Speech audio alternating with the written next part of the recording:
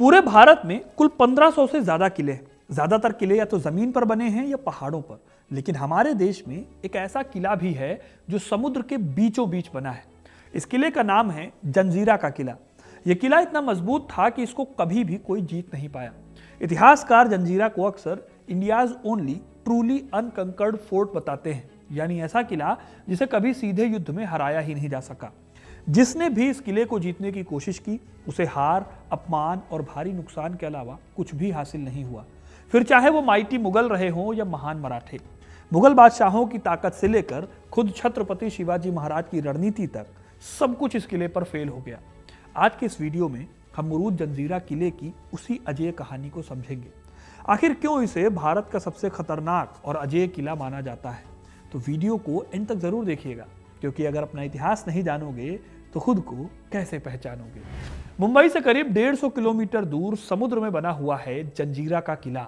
लेकिन सबसे मजेदार बात यह है कि समुद्र से देखने पर जंजीरा का पूरा किला नजर ही नहीं आता। इस किले की बनने की कहानी किसी फिल्मी कहानी से कम भी नहीं है।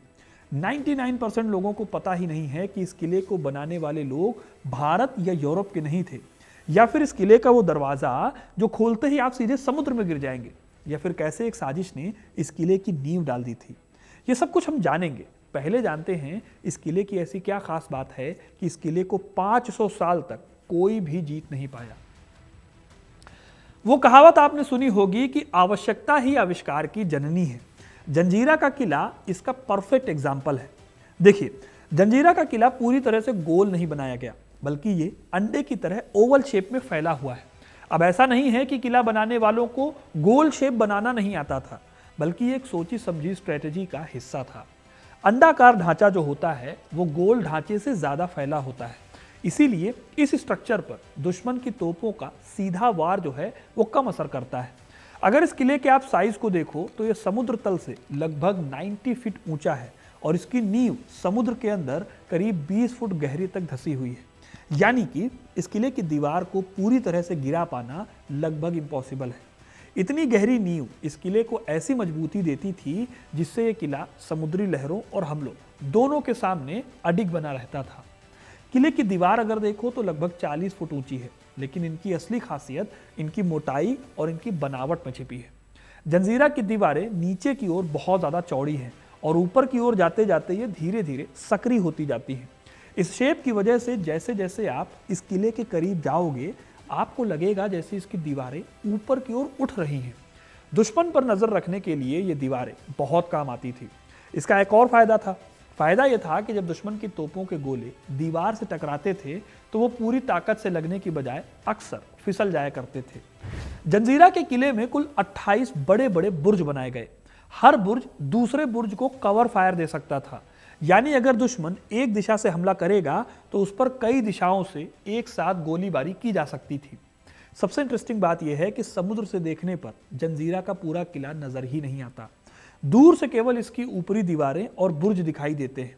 इसका असली ढांचा समुद्र की ऊंचाई और चट्टानों में छिपा रहता है।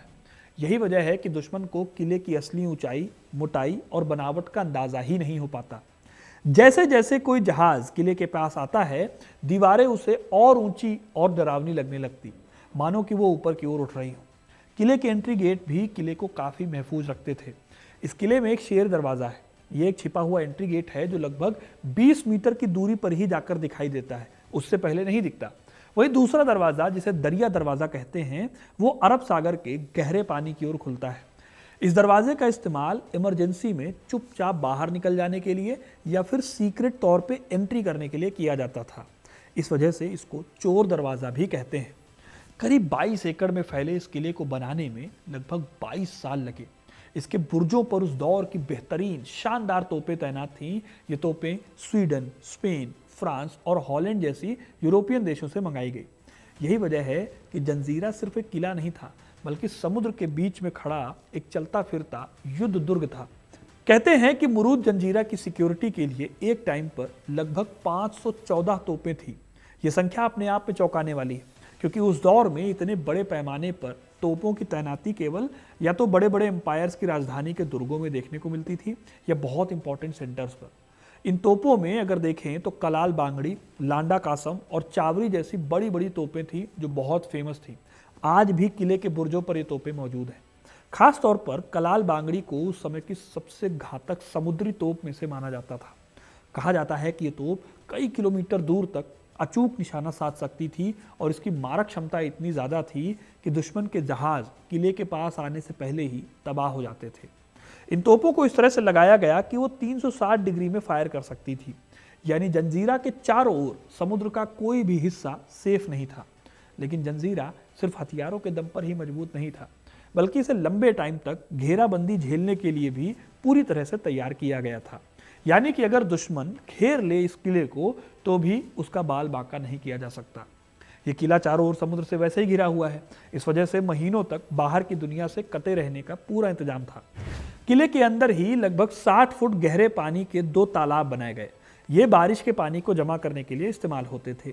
इसके अलावा किले के अंदर एक मीठे पानी का कुआं भी है जो आज भी काम करता है। साथ ही साथ खाने पीने के लिए फूड स्टोरेज बनाए गए। इसमें चावल, ज्वार, बाजरा और सूखा खाना महीनों तक रखा जाता था। इस किले के बीचों बीच सिद्दी नवाब की भव्य हवेली थी, जो सिर्फ रहने की जगह नहीं थी बल्कि एडमिनिस्ट्रेशन और मिलिट्री डिसीजंस का सेंटर होती थी। यहीं से पूरे किले की डिफेंस, हथियारों की तैनाती और समुद्री एक्टिविटीज पर नजर रखी जाती थी। इस किले को इस तरह से डिजाइन किया गया था कि उस पर कब्जा कर पाना लगभग इम्पॉसिबल हो जाए। जंजीरा जिन चट्टानों पर खड़ा है वो बहुत मजबूत ग्रेनाइट की बनी है। इस पर उस समय की तोपों का असर बहुत ही मिनिमल होता था। जंजीरा के आसपास अगर आप आज भी देखोगे जाकर तो सी लेवल जो है वो कई जगहों पर काफी कम है और नीचे कीचड़ है और चट्टानें फैली हुई हैं। यही वजह है कि कोई भी जहाज किले के बहुत पास से अटैक नहीं कर सकता, क्योंकि जैसे ही कोई भारी जहाज पास आने की कोशिश करता था वो समुद्र की गाद में फंस जाता था और हिल भी नहीं पाता। फिर बाकी का काम किले की भारी तोपें कर देती थी। इसीलिए जिसने भी इस किले को जीतने की कोशिश की उसे हार और भारी नुकसान के सिवा कुछ भी नहीं हासिल हुआ। लेकिन अब सवाल उठता है कि इस किले को किसने और कैसे बनवाया। दरअसल जिस जगह पर आज मुरूद जंजीरा का विशाल किला खड़ा है वहां बसावट की कहानी बहुत पुरानी है। माना जाता है कि 8वीं शताब्दी के आसपास इस एरिया में सिद्दी कम्युनिटी आई थी रहने के लिए।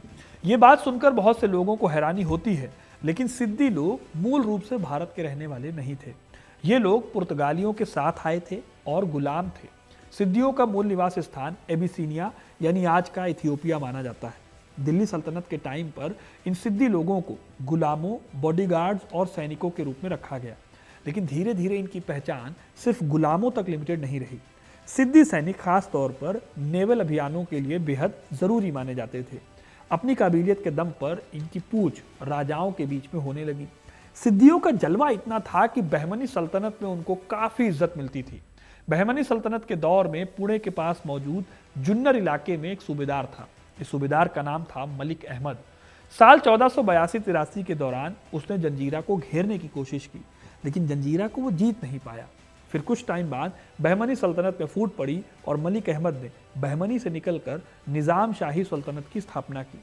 निज़ाम शाही स्टैब्लिश करने के बाद मलिक अहमद ने जंजीरा को दोबारा जीतने की कोशिश की। उस टाइम पर किले के आसपास मछुआरे रहते थे जिन्हें वहां से हटाया गया। किला इंपॉर्टेंट जगह पर था, इसलिए इस किले की मरम्मत करवाई गई और इसकी जिम्मेदारी एक हफ्शी सरदार याकूत खान को सौंपी गई। याकूत खान भी सिद्दी समुदाय से आता था। अभी आपको यह कहानी जितनी सुनने में आसान लग रही है उतनी आसान असल में थी नहीं, क्योंकि यह किला अभी भी पूरी तरह से बना नहीं था। शुरुआत में ये एक साधारण सा दुर्ग हुआ करता था। इस दुर्ग को मेढ़कोट कहते थे। मेढ़कोट जो है वो मराठी शब्द है और उसका मतलब होता है लकड़ी के बड़े बड़े लट्ठों को गाड़ कर बनाया गया परकोटा। उस समय ये इलाका अहमदनगर के निजाम के अंडर में आता था। माना जाता है कि राम राव नाम का एक शख्स था जिसने इस परकोटे को बनाने के लिए अहमदनगर के निजाम से इजाजत ली। आप यकीन नहीं करेंगे, लेकिन राम राव के बनवाए लकड़ी के इस परकोटे ने समुद्र के बीच इस टापू को बहुत ज्यादा सेफ बना दिया। लेकिन जैसे ही मेढ़कोट बनकर तैयार हुआ, राम राव के इरादे बदलने लगे। उसे लगने लगा कि समुद्र के बीच बसे इस किले तक निजाम की जो पहुंच है वो आसान नहीं है। धीरे धीरे उसने निजाम की सत्ता को नजरअंदाज करना शुरू कर दिया। जाहिर है कि यह बात निजाम को नागवार गुजरी और उसे रोकने के लिए उसने अपने सबसे भरोसेमंद कारिंदे पीरम खान को भेजा।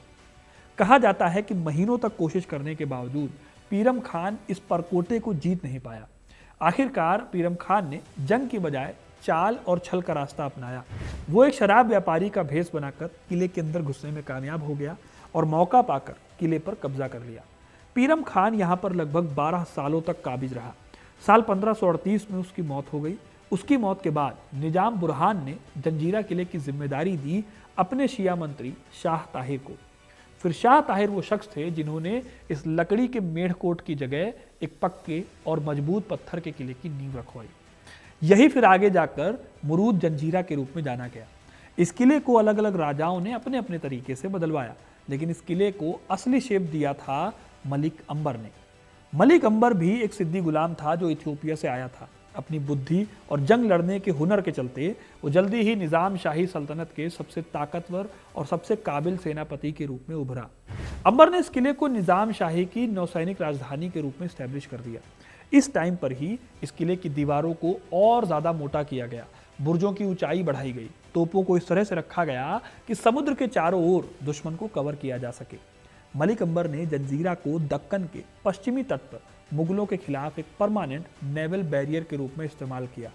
इन खासियतों के चलते यह किला कोंकण तट से आने जाने वाले व्यापारिक और सैन्य जहाजों पर नजर रखने का मुख्य केंद्र बन गया। साल 1600 ईस्वी में मुगल बादशाह अकबर ने अहमदनगर पर कब्जा किया और निजाम शाही को लगभग खत्म कर दिया। लेकिन यह मलिक अंबर था जिसने जंजीरा में रहते हुए मुगलों के खिलाफ जवाबी कार्रवाई शुरू की और निजाम शाही को एक बार फिर खड़ा कर दिया। उसने मुगलों के खिलाफ मोबाइल आर्मी इस्तेमाल की, छोटे हमले किए और सप्लाई लाइन काटने की रणनीति अपनाई। इसी रणनीति के चलते मुगल दक्कन में पूरी तरह से कामयाब नहीं हो पाए। अकबर के बाद साल 1618 में मलिक अंबर ने सिद्दी सुरूल निजाम से जंजीरा की जागीर अपने पास ले ली और खुद को जंजीरा रियासत का पहला आज़ाद नवाब घोषित किया। इसके बाद जंजीरा एक आज़ाद समुद्री राज्य बन गया। ये ना तो सीधे सीधे मुगलों के अधीन था और ना ही किसी दक्कनी सल्तनत के। मलिक अंबर ने यहाँ अपने परमानेंट सिद्दी नेवी को लगाया। ये लोग मलिक अंबर के लिए कुछ भी करने को तैयार थे। उधर अकबर की मौत के बाद मुगल बादशाह जहांगीर ने भी जंजीरा को अपने कंट्रोल में लेने की कोशिश की। इस किले के बिना दक्कन और कोंकण के कोस्ट को जीत पाना लगभग इम्पॉसिबल था, लेकिन जहांगीर कभी भी जंजीरा को नहीं जीत पाए। इस वजह से जहांगीर को मलिक अंबर से इतनी गहरी नाराजगी हुई कि उसने अपनी आत्मकथा तुझके जहांगीरी में मलिक अंबर का कई बार जिक्र किया। कुछ फारसी सोर्सेस के हिसाब से जहांगीर ने मलिक अंबर का अपमान करने के लिए उसकी तस्वीर बनवाकर उस पर तीर चलाए थे। इसी बात से आप समझ सकते हैं कि मलिक अंबर कितना बड़ा चैलेंज रहा होगा जहांगीर के लिए। खैर, मलिक अंबर की सूझबूझ और जंजीरा की अजेय समुद्री स्ट्रक्चर ने इस किले को इंडियन हिस्ट्री के सबसे सेफ और कभी न जीते जाने वाले किलों में शामिल कर दिया। मलिक अंबर के बाद निजामशाही कमजोर पड़ने लगी और मुगलों का प्रभाव बढ़ने लगा। जब औरंगजेब दक्कन का सूबेदार बना तो उसने सिद्दियों से टक्कर लेने की बजाय दोस्ती का रास्ता अपनाया। इस तरह से मुगलों की साइड से जंजीरा सेफ हो गया। लेकिन औरंगजेब के दौर में ही एक बड़ी घटना होती है। इसी दौर में मराठा ताकत भी तेजी से उभर रही थी और छत्रपति शिवाजी महाराज की नज़र इस किले पर गड़ी हुई थी। इसकी एक वजह भी थी। सिद्दी नवाब की नौसेना लगातार मराठा तटों पर हमले करती थी और मुगल समुद्री मदद भी देती थी मुगलों को। इसी कारण शिवाजी महाराज ने जंजीरा पर कब्जा करने की कोशिश की, लेकिन इस टाइम तक मराठा नेवी बहुत ज़्यादा डेवलप नहीं थी, इसीलिए वो जीत नहीं पाते थे। साल 1670 ईस्वी में शिवाजी महाराज ने दूसरी बार जंजीरा पर हमला किया। इस बार उन्होंने किले को चारों ओर से घेर लिया और ज़मीनी दबाव इतना बढ़ा दिया कि जंजीरा के नवाब फतेह खान ने लगभग हार मानने के संकेत दे दिए और वो किला सौंपने को तैयार भी हो गया। लेकिन शिवाजी महाराज की किस्मत अच्छी नहीं थी। किला मिल पाता उससे पहले ही जंजीरा के अंदर सत्ता को लेकर स्ट्रगल हो गया। फतेह खान के ही सरदार संबल, कासिम और खैरियत ने उसके खिलाफ विद्रोह कर दिया। इन लोगों ने फतेह खान को कैद करके औरंगजेब से मदद मांगी। फिर औरंगजेब की मदद से शिवाजी महाराज जंजीरा को जीतते जीतते रह गए।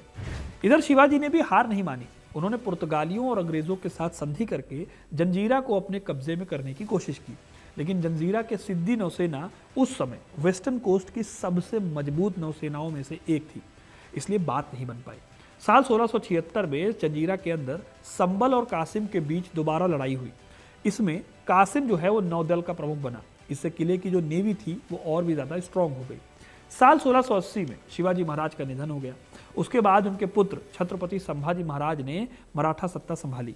1682 में संभाजी महाराज ने जंजीरा को जीतने के लिए दोबारा पूरी ताकत लगाई। उन्होंने जंजीरा के आसपास के इलाकों में दबाव बनाया, लेकिन मुगलों की मदद के चलते और समुद्र के बीचों बीच होने की वजह से उनकी ये कोशिश भी नाकाम रही। आखिर में संभाजी महाराज ने एक बड़ा फैसला किया। उन्होंने जंजीरा से लगभग 8 मील की दूरी पर पद्म दुर्ग नाम का एक नया किला बनवाया। यह किला लगभग 22 एकड़ में फैला हुआ था और इसका मकसद था जंजीरा की हरकतों पर नजर रखना। संभाजी महाराज की मृत्यु के बाद भी मराठों ने कई बार जंजीरा को जीतने की कोशिश की, लेकिन उन्हें कभी भी कामयाबी नहीं मिल पाई। आगे चलकर जब अंग्रेज भारत में स्टैब्लिश होने लगे तो उन्होंने मराठों के खिलाफ सिद्दी नवाबों का समर्थन किया। अंग्रेजों के लिए जंजीरा काफी इंपॉर्टेंट था क्योंकि ये लोग मराठा नेवी को रोक सकते थे। हालांकि 18वीं शताब्दी के अंत में सिद्दी घराने में कलह शुरू हो गई। अंग्रेजों ने इसका फायदा उठाया और साल 1818 में जब मराठा पेशवाई का अंत हुआ, उसी समय अंग्रेजों ने जंजीरा को भी कब्जे में कर दिया।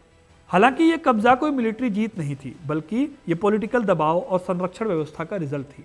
1869 में जंजीरा में एक अंग्रेज रेजिडेंट नियुक्त किया गया, जिससे तय हो गया कि किला अब ब्रिटिश कब्जे में आ चुका है।